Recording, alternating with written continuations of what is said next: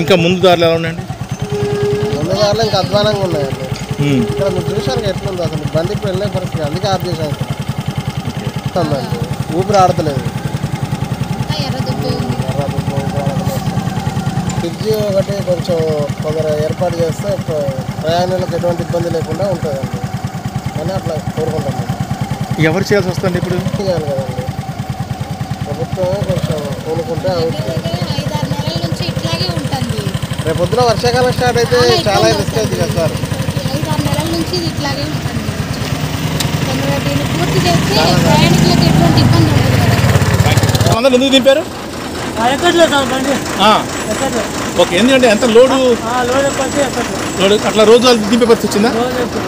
ఓకేనా. మరి అంటే బస్సులు పాత బస్సులు అన్న మరి డిపో మేనేజర్కి ఏం చెప్పట్లేదా? ఓకే, మేము ఇస్తాను కాబట్టి. ఓకే,